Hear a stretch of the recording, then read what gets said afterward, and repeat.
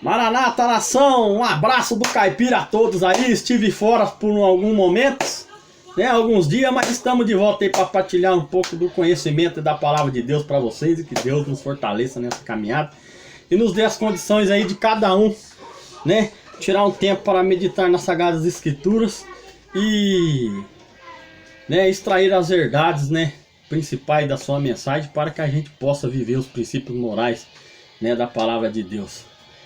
E Apocalipse 14:7 diz: temam a Deus e dê-lhe glória, né? E adorar aquele que fez o céu, a terra e o mar e as fontes das águas. E essa tem sido a mensagem do terceiro ano, a mensagem da igreja adventista, né? Que procura levar uma mensagem pura, não uma mensagem corrompida pelas doutrinas humanas, né? Filosofias, né? Que os homens tentam colocar aí acima da sólida palavra de Deus, né? Mas eu queria meditar com vocês num seguinte tema. Em Atos 10, onde aparece ali a visão dos lençóis, né? Que muita gente confunde a mensagem, onde o próprio Pedro diz que não foi ali uma mensagem para se purificar o imundo ou não, que não é isso, e sim que Deus mostrou a Pedro que não devia fazer acepção de pessoas, e que os gentios, né, foram chamados também, como a própria promessa em Daniel 11, em Amós 9 dizia, né, para fazer parte do povo de Deus, né? E para isso eles deviam adquirir os princípios vitais da palavra de Deus, os princípios que revelam o caráter de um povo realmente separado, que está esperando um novo céu e uma nova terra. Mas em Atos 10 relata a história do centurião Cornélio. E a Bíblia diz assim: havia em Cesareia um homem chamado Cornélio, centurião do regimento conhecido como italiano. Este e toda a sua família eram piedosos e tementes a Deus, e davam muitas esmolas ao povo, e orava continuamente ao Deus. O próprio livro de Atos 10 vai dizer que Oséias, ele não era um judeu, era um simpatizante do judaísmo, no sentido em que eles extraíam, né, aquelas principais doutrinas. Principalmente você vê que ele orava ali continuamente 3 vezes os dias, e isso era, segundo o Salmo, né, era uma prática, né, de que os judeus faziam essas orações 3 vezes por dia, né? Você vai ler lá Salmo 55:17, né? Mas eu quero chamar a atenção para esse que está no versículo 2, temente a Deus. A gente encontra em Apocalipse 14:7 essa frase, também em Eclesiastes, capítulo 12, né? Versículo 13 e 14, tema a Deus e glória, darem glória, né?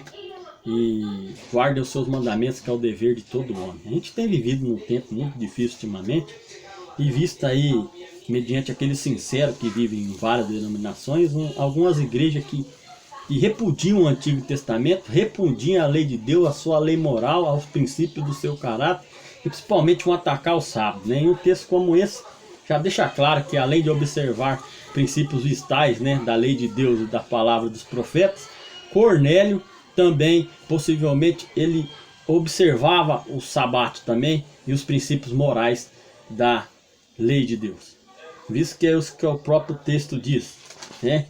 E não só Cornélio, que também era gentil, né? Então a gente vê aqui também em Atos 16, versículo 14, sendo citada Lídia, né?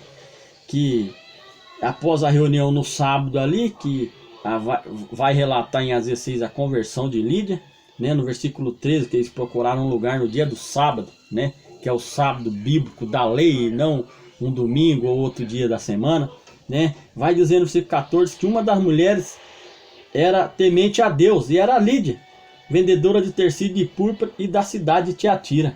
O Senhor abriu o coração para entender a mensagem de Paulo, e depois ela foi batizada.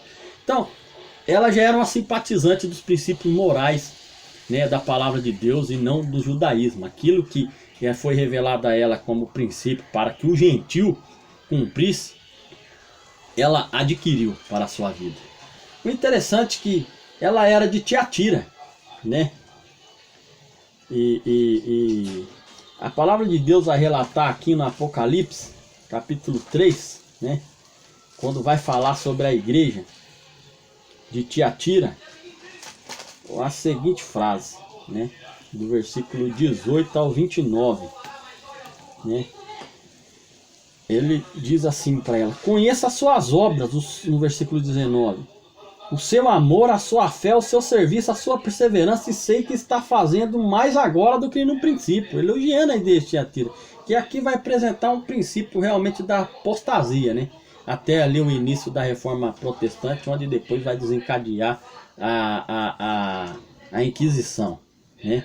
Mas esse princípio já começou ali, quando as doutrinas humanas e as filosofias já estava ganhando corpo grande, né? Dentro do povo de Deus e dentro das várias denominações cristãs que existiam, né? Só que ele vai dizer que, no entanto, ele tem aos que tolera Josebel, né?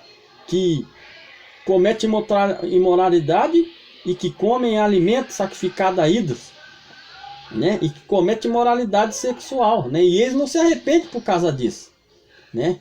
E aí ele coloca lá mais uma coisa, né?